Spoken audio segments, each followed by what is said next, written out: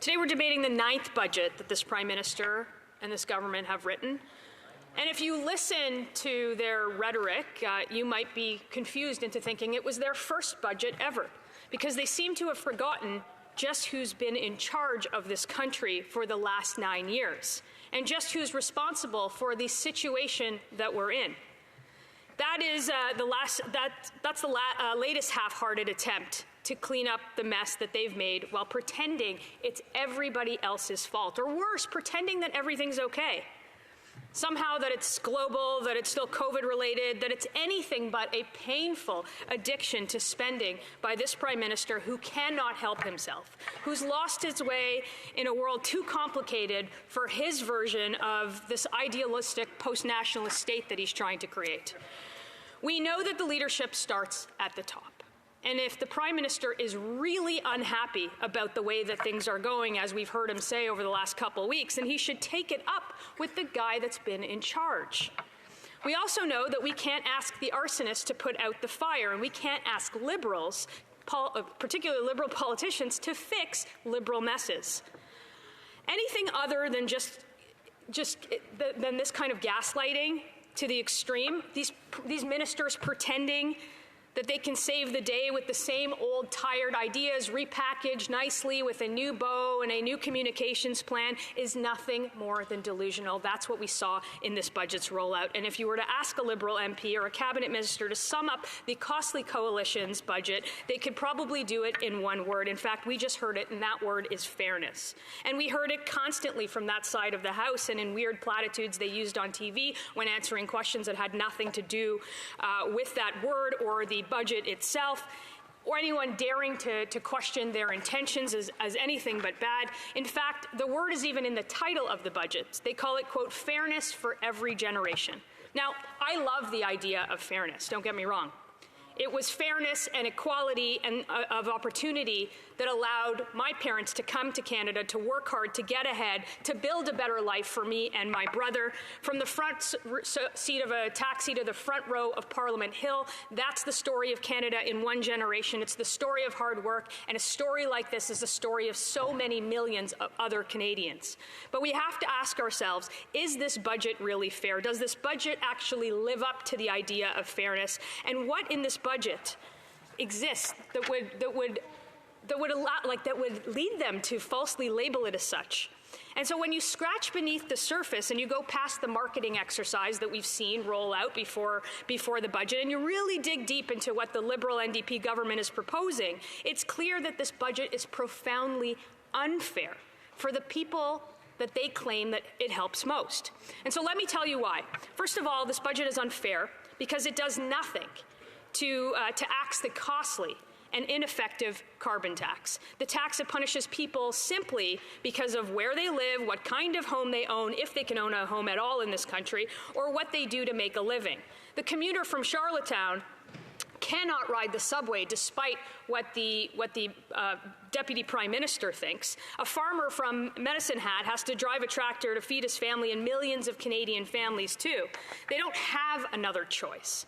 But they do have to pay the carbon tax anyhow, and that's unjust and unfair. Secondly, this budget is unfair because it continues the pattern of runaway Liberal spending, spending that drives up the cost of living and keeps interest rates artificially high. Experts have testified in this place, in fact, Liberals have said it, that over and over again, higher spending means higher inflation, means higher interest rates, means higher prices for consumers. That's what we are living in Canada. Because of this Prime Minister's spending, and in all of its budgets, spending that continues to go unchecked by a party that used to be in opposition, the NDP, in this budget, Canadian families now pay double what they used to pay for a mortgage, what they used to pay for a home, what they used to pay for the cost of rent. They pay more than $1,000 this year, more than they would have paid last year for groceries. They pay more per liter every time they're at the pump. They pay more for everything. That's why it's known as the inflation tax, and it is the fault of this government, this Liberal Prime Minister, and his NDP supporters. extra money that Canadians spend every year simply because the cost of government has driven up the cost of living. It's unfair that everyday Canadians should continue to be subjected to this tax while the government pretends like nothing's wrong. Every day here, they get up and tell you that the Canadians have never had it so good, while it keeps up its immense spending agenda. And while it ignores the pleas of almost everybody, they know, they go out into their communities. Everybody tells us the same thing. Things cost too much in Canada. I'm working harder. I can't get ahead. Those are the things that I hear in my constituency. It's the things that I hear across the country, and I would be shocked if they didn't hear the exact same thing. In fact, I've been in their ridings, and I still hear that. Third, this budget is unfair because it means that $40 billion deficits, and because it means that this Prime Minister's legacy as the costliest Prime Minister in history will be cemented. He has run up more debt than every Prime Minister combined before him. And who will pay for this deficit and out-of-control spending? Well, it's going to be young people. It's going to be the next generation of Canadians. They will be forced to scale back on their standard of living as they struggle under the mountain of debt that they've been left by this once Liberal Party that has turned its back on generations of Liberal consensus. And you don't have to ask me. You can ask Liberals who say the exact same thing. One of the gravest injustices is that we commit is stealing the future from those who have yet to come. And that's what this costly coalition is doing to Canadians.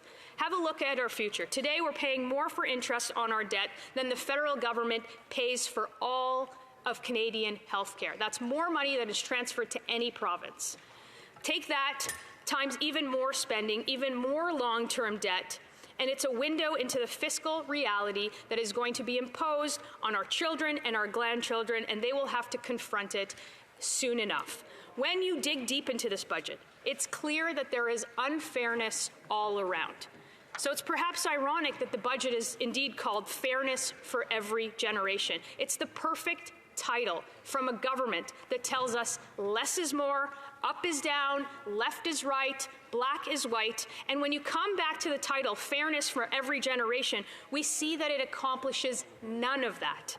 Not for young people who are going to be left holding the bag for this Liberal NDP government's spending spree, not for families that will continue to suffer under the burden of higher taxes, higher inflation, higher interest rates, not for the seniors who still can't make ends meet, thanks to the out-of-control costs of living they will now face with additional taxes when they retire. Fairness. It was this Prime Minister who promised Canadians that the rich would pay for all of his spending.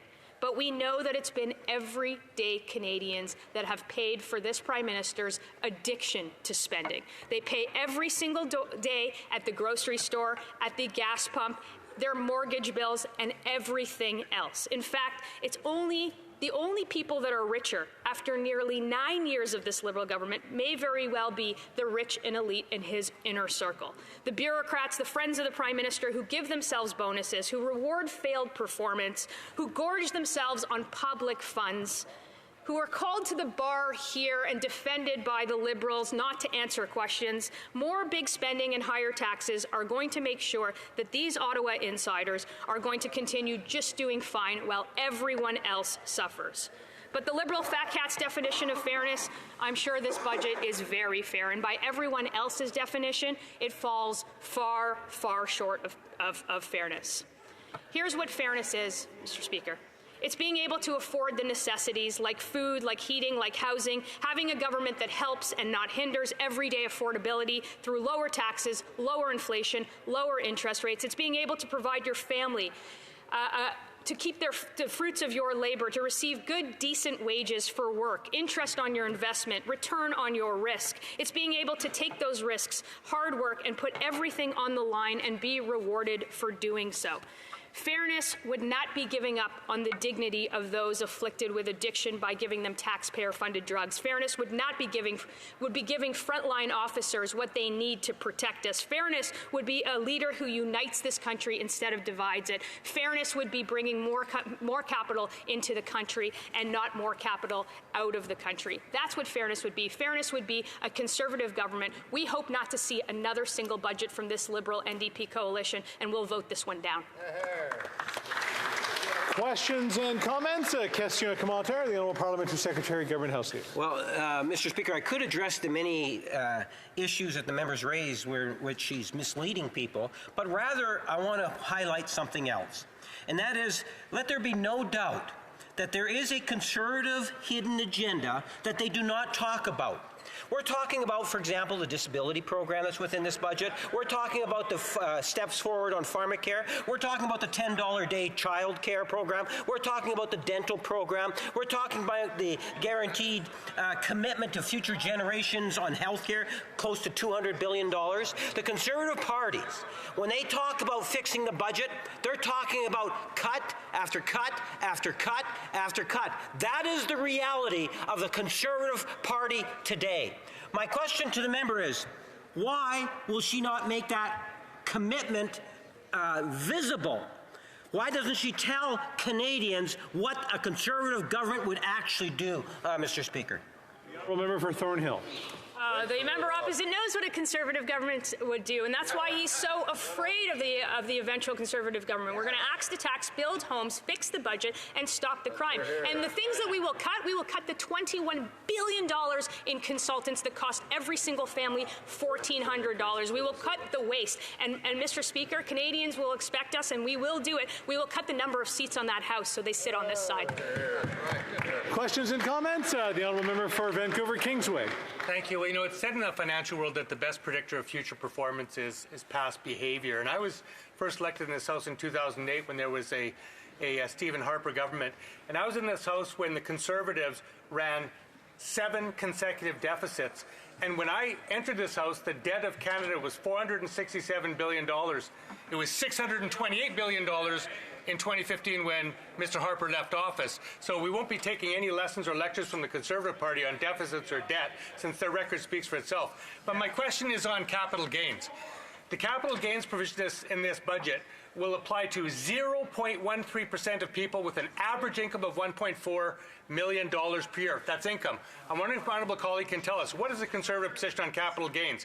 She's talking about transparency. Will the Conservatives keep that? Do they endorse that policy, or do they oppose it? Yes or no? The Honourable Member for Thornhill. I know that the member opposite is gutted because he used to be an opposition member and now he's joined the government, and I know that he's going to have to go back and tell the people that voted for him that he supported the government at every single thing, including to raise the carbon tax by 23% on everybody just on April 1st. And he will have to continue to tell them why he continues to vote with this government and gets nothing for it. But the Prime Minister told us 9 years ago that the rich would pay.